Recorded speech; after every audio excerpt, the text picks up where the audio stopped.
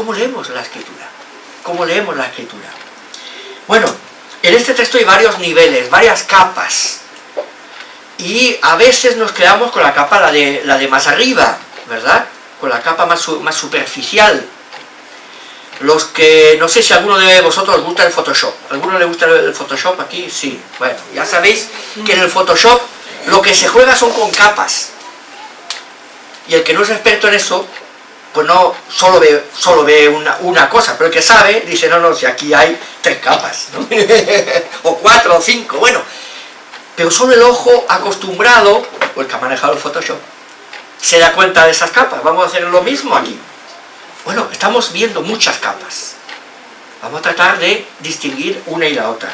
La primera de las capas, la primera lectura, el primer nivel o capa que encontramos en lo que hemos visto de la resurrección es el hecho histórico de la resurrección de Jesucristo. Algunas personas son más inclinadas a ver eso, ¿no? Porque son muy pragmáticas. Hay gente que lo que le importa, lo que de verdad le entusiasma, le mueve, es lo que se toca, lo que se palpa, los hechos, las realidades. Son gente que tiene los pies muy en la tierra. Son gente que, bueno, el hecho histórico del Señor Jesucristo. Cristo ha resucitado. Es un hecho, vamos, incontrovertible. Hay pruebas de todas clases, hay libros escritos. Eso es una realidad que nadie puede negar y nos bendice, nos ayuda, nos transforma. De hecho ha transformado el mundo entero. Celebramos el domingo aún en países no cristianos. ¿Por qué? Porque Jesús resucitó. Es un hecho tremendo que ha cambiado el mundo, ¿no? Y al mismo tiempo, ese cambio, ese hecho tremendo, pues nos permite y nos ayuda a ser testigos del Señor. Bueno, cuando uno lee el relato, hemos leído quiénes son los protagonistas. Claro, el Señor Jesús. Bueno, un ángel, unas alas muy grandes, muy bonitas, como hemos visto aquí en los jóvenes haciendo, ¿verdad? El ángel que bajó y removió la piedra, un terremoto. Pero las mujeres son las protagonistas de la resurrección. Aquí en la iglesia veo muchas mujeres. Y sin lugar a dudas, fueron las que estuvieron con el Señor. Y no se volvieron atrás. No le estamos echando en cara a Pedro volverse atrás, porque todos le abandonaron. Pero las mujeres ahí estaban. Y por alguna razón, no sabemos por qué, en la soberanía suya, el Señor escogió a las mujeres como primeras testigos de la resurrección. ¿Por qué lo hiciste así, Señor? Y no escogiste a los hombres, o a los importantes, o a los estos, o a los aquellos. No sé. Conforme leemos el relato, la verdad es que por mucho protagonismo que veamos en las mujeres, no es justo solo quedarse con eso. Vemos que se abre el panorama y van incorporándose otros testigos. Pedro, los 11, los 2 de Emaús que hemos leído, que iban hacia Emaús, y más y más y más. Entonces los testigos se van ampliando, se van multiplicando. Las primeras fueron las mujeres. Pero a ese grupito pequeñito de 5, 6, 7 mujeres se unieron un montón más. Y gracias a Dios, tú y yo nos hemos unido a ese número. Somos testigos de la resurrección del Señor. Bueno, espero que sí. ¿Lo eres? ¿Lo eres? ¿Lo hablas? Yo hoy quiero animarte, hermano, hermana, a hablar de la resurrección del Señor, a no perder ocasión de mencionar que el Señor está vivo, que el Señor está presente, que el Señor está resucitado, y como alguien que te acompaña, que está presente, que está aquí.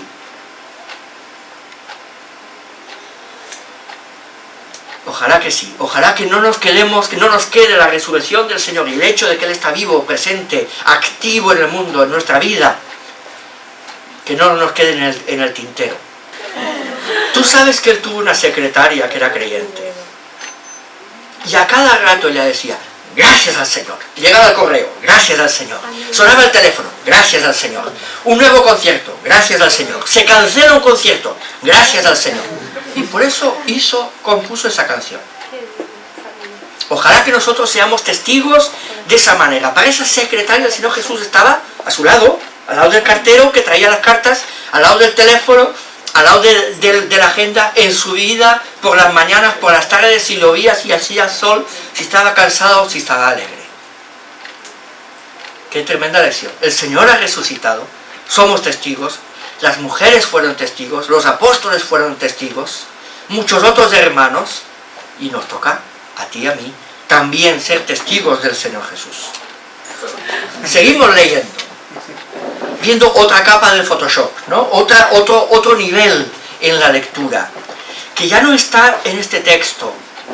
Esto es, ahí tenemos que empezar a bucear en otros pasajes de la Escritura, en las epístolas, especialmente en Colosenses, en Efesios, cuando nos habla de las consecuencias de la resurrección. No habla del hecho en sí, sino todo lo que se ha movido con la resurrección. La resurrección ha venido a cambiar el universo entero, no solo la vida de las personas. El pecado ha sido cambiado, el diablo ha sido derrotado, otro mundo es posible. Eso decían en la cumbre alternativa de Río.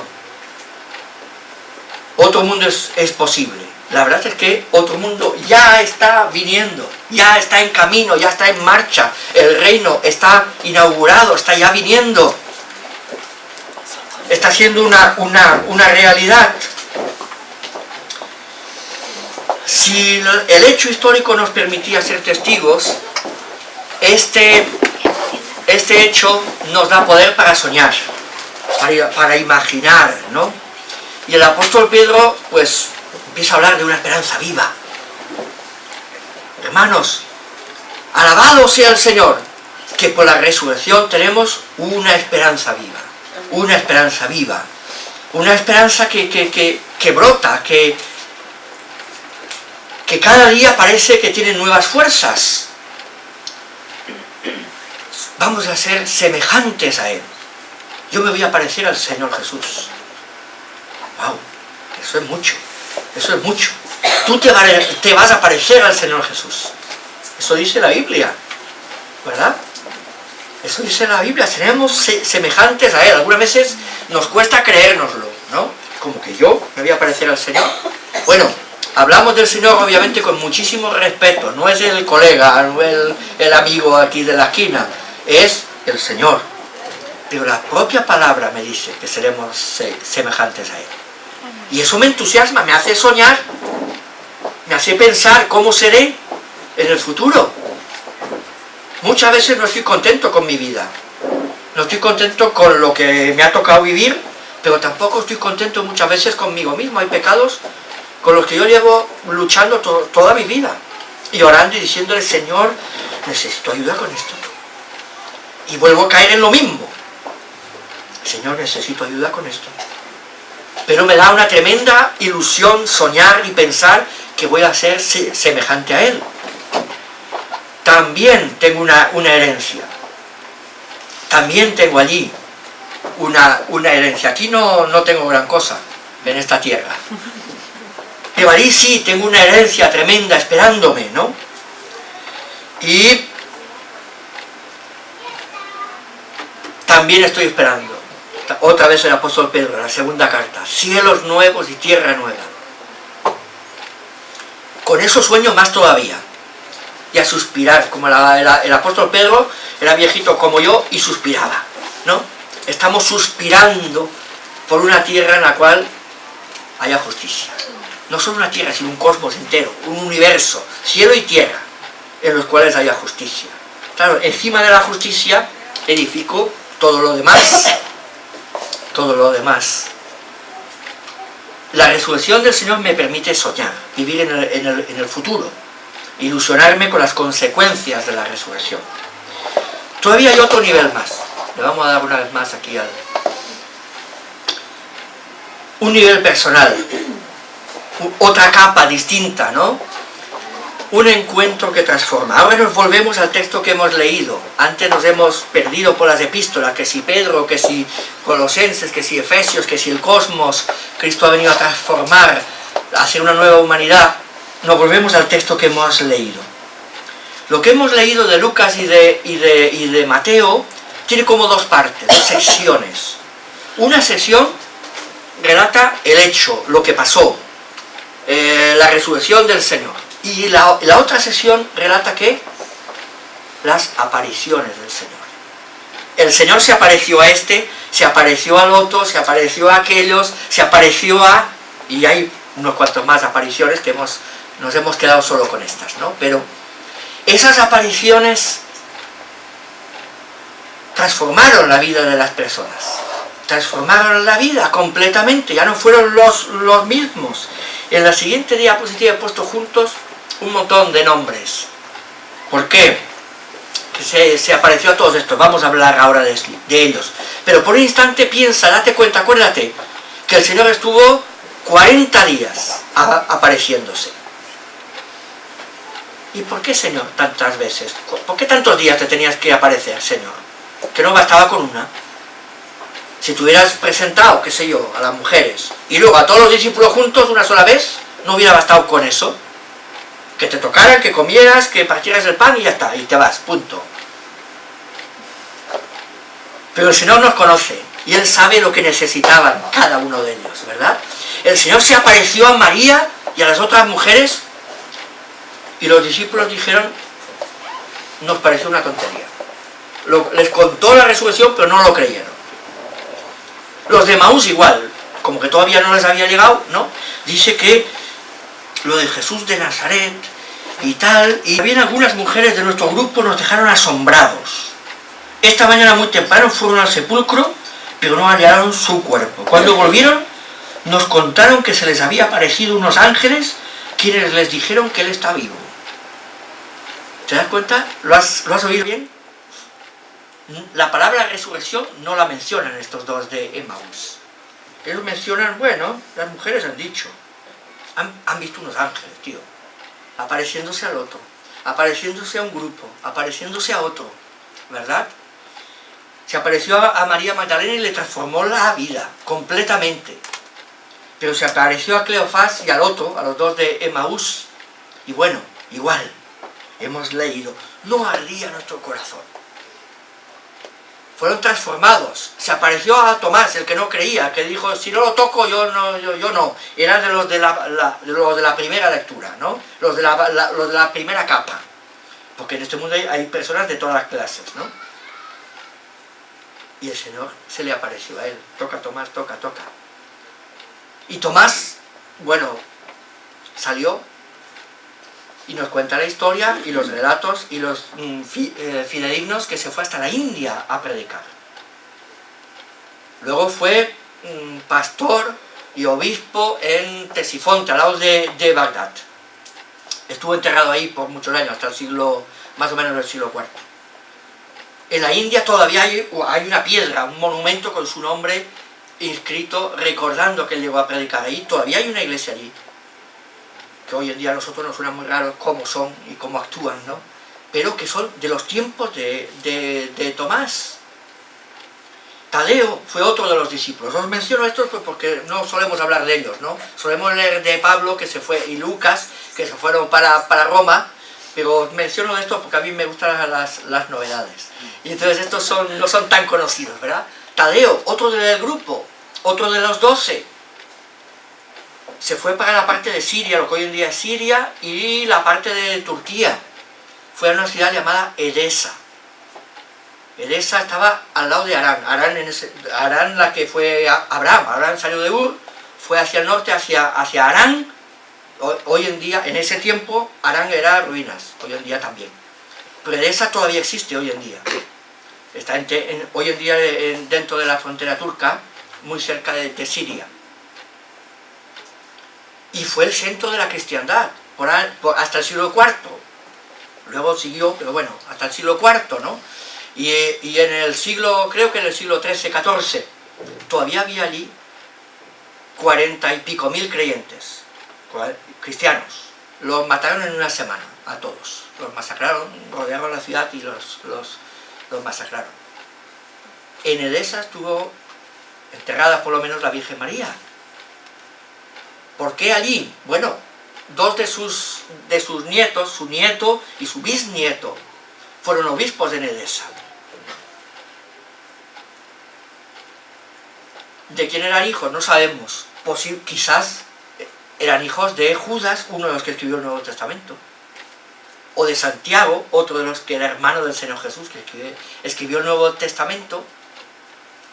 Pero a él le transformó la vida. El caso es eso, además de contaros, que es muy bonito de saber de la historia de estas cosas, ¿no? Pero el punto es ese, gente transformada.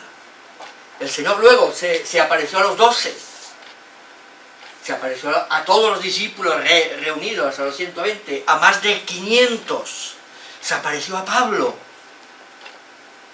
Nosotros que trabajamos en el mundo musulmán, hoy en día es muy común que el Señor se sigue apareciendo en sueños. Los musulmanes, pues de alguna manera, tienen sueños o visiones y ven al Señor Jesús. Y el Señor les dice, vete acá, que te hablarán del Evangelio, de la verdad. Vete a fulano que te dará una Biblia. Y ese encuentro les cambia la vida, les transforma completamente. Les hace conocer al Señor. No lo pueden olvidar. Ahora, si antes hemos dicho, el hecho nos ayuda a ser testigos, la segunda lectura nos ayudaba a soñar, esta lectura nos ayuda a vivir, nos da poder para vivir el día a día. El día de cada día con nuevas fuerzas, con nuevas energías, con nueva ilusión, con nuevo entusiasmo.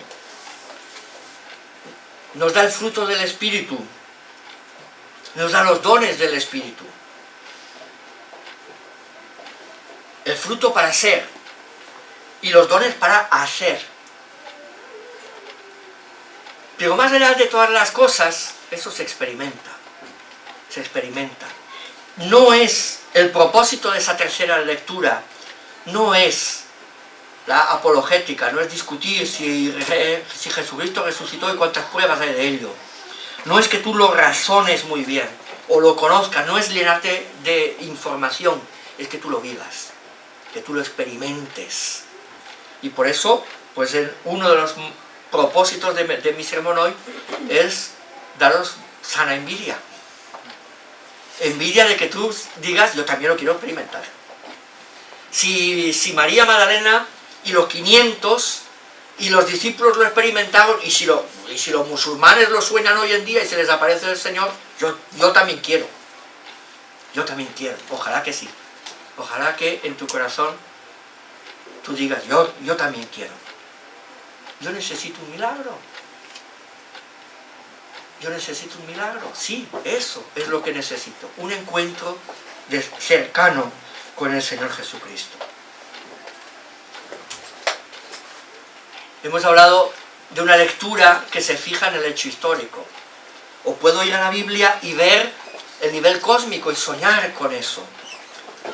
Algunas personas se inclinan por esa lectura histórica, de los hechos, los datos. Otras personas les tira más, bueno, el futuro y las consecuencias de la resurrección. A mí me da la impresión de que el nivel personal es para todos. Todos deberíamos. Todos, ojalá que podamos tener ese nivel personal. Y mi pregunta, la pregunta clave del sermón de hoy: ¿has tenido tú un encuentro transformador con el Señor Jesucristo? ¿O no lo has tenido? Solo tú lo puedes contestar. Esa pregunta es solo tuya, es personal. A lo mejor a los demás al lado tuyo sí han tenido un encuentro o no lo han tenido, pero bueno, el tema va contigo, va conmigo. Si no has tenido un encuentro con el Señor Jesucristo, un encuentro que te ha transformado la vida, pues hoy es el día que estás esperando. Hoy es el día. Hoy es el día. Ahora, por supuesto, estoy pensando en la conversión, claro que sí. Estoy pensando en el primer encuentro de nuestra vida, cuando nos encontramos con el Señor y Él nos cambió del todo.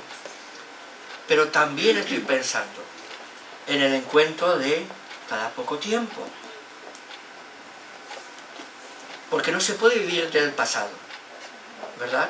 No se puede vivir solo de recuerdos, de experiencias que ocurrieron hace años, sino que una y otra vez necesitamos nuevos encuentros con el Señor. Lo que estoy diciendo, cada poco tiempo necesitamos un encuentro transformador con el Señor. Así que os hago de nuevo la pregunta. ¿Has tenido un encuentro transformador con el Señor Jesucristo hace poco tiempo? ¿O hace años y ya ni te acuerdas? ¿O solamente fue cuando te convertiste?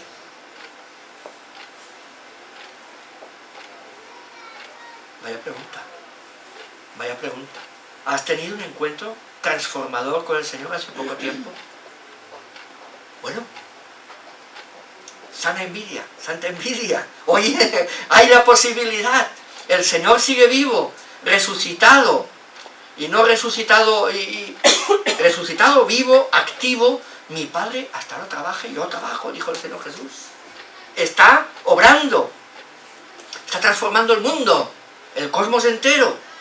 Quiere transformarte a ti también, una vez más. A lo mejor quieres hoy orar al Señor y decirle, Señor, yo necesito, yo quiero. Ya hace tiempo que no he tenido un encuentro de esos contigo, necesito un encuentro transformador.